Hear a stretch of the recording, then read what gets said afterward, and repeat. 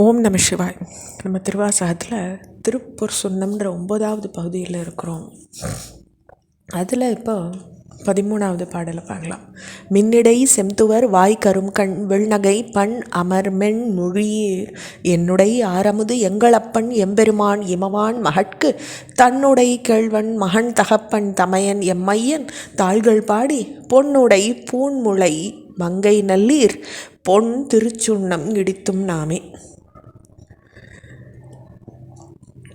அப்போ என்னெல்லாம் இதில் பாடுறாங்கன்னா, தாயாரை முதல்ல வர்ணிக்கிறாங்க.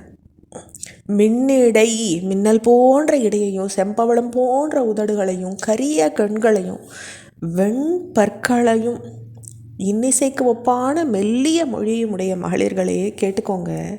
எனக்கு அமிர்தம் எங்கள் அப்பன், என் பெருமான் சிவனாகப்பட்டவர். அப்படிப்பட்டவர் இமவான் மகட்கு தன்னுடைய கேள்வன். இமவான்னா ஹைமவான், ஹிமாச்சல புத்ரி. அப்படிப்பட்ட பார்வதி தேவிக்கு முறையாக மணாளனாகவும் புதல்வனாகவும் தந்தையாகவும் மூத்த சகோதரனாகவும் இருக்கார். யார்? சிவபெருமான் தான். எமக்கு அவர் இறைவன். பொன்னாபரணம் அடைஞ்சுள்ள காரிகைகள் இவன் திருவடிகளை புகழ்ந்து பாடி பொற்சுண்ணம் இடிப்போம். அதாவது சிவன் சக்திக்கு கணவனாரர், பார்வதியினின்று சிவ சைத்தன்யம் தோன்றதுனால சிவன் சக்திக்கு மகனாரர். சக்திக்கு பிறப்பிடம் சிவமாக இருக்கிறதுனால அவர் அவளுக்கு தகப்பனே ஆறார். அதாவது சாக்தமாக வரும்பொழுது தான் புதல்வனாரார், சைவமாக வரும்பொழுது சிவ சக்தி அவர்கிட்டேருந்து வர்றது. ஸோ தோற்றத்துக்கு வர்ற சக்திக்கு முன்னதாகவே சிவம் இருக்கிறதுனால அவர் அவளுக்கு மூத்த சகோதரனாக ஆறார். ஸோ எல்லா உறவும் இந்த சிவனாகப்பட்டவர் சக்திக்கு ஆறாருன்றத இந்த பாடல் ரொம்ப அழகாக நுணுக்கமான பொருளை சொல்கிறது.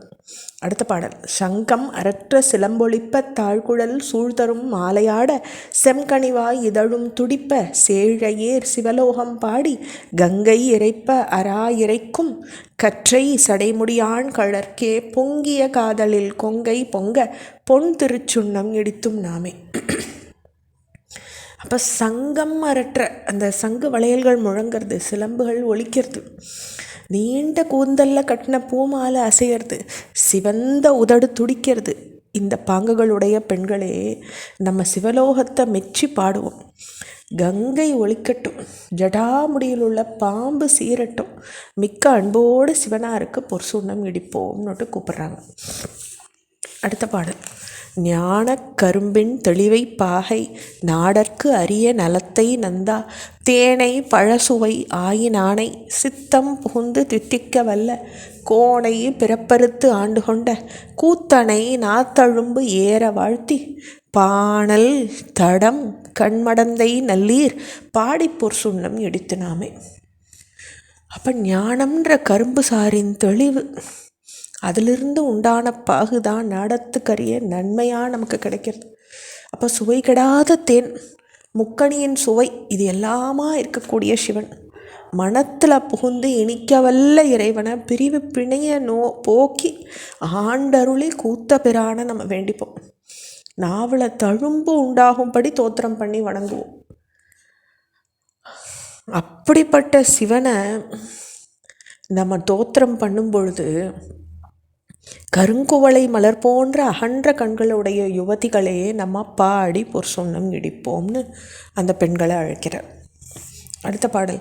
ஆவகை நாமும் வந்து அன்பர் தம்மோடு ஆட்செய்யும் வண்ணங்கள் பாடி விண்மேல் தேவர் கனாவிலும் கண்டறியா செம்மலர் பாதங்கள் காட்டும் செல்வ சே அகம் ஏந்திய வேல்கொடியான் சிவபெருமான் புறம் செற்ற கொற்ற சேவகன் நாமங்கள் பாடி பாடி செம்பொன் செய் சுண்ணம் இடித்தும் நாமே. அப்போ நம்ம உய்தல் பொருட்டு நாமும் வந்து அன்பர்களோடு கூடி அடிமை செய்கிற விதத்தை பாடுவோம். தேவர்கள் சிவனை கனவுளும் நனவுளும் காணாதவங்க. அவன் தன்னுடைய தாமரை திருவடியை நம்ம நனவில் நமக்கு காட்டியிருக்கான்.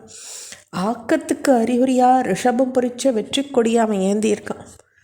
திருப்புறங்களை அழித்த வெற்றி வீரன் அவன். அவனுடைய நாமங்களை பாடி பொற்சுண்ணம் இடிப்போம் அப்படின்னுட்டு நம்ம பாடல் சொல்கிறோம். தொடர்ச்சி அடுத்த பகுதியில் பார்க்கலாம். ஓம் நம சிவாய்.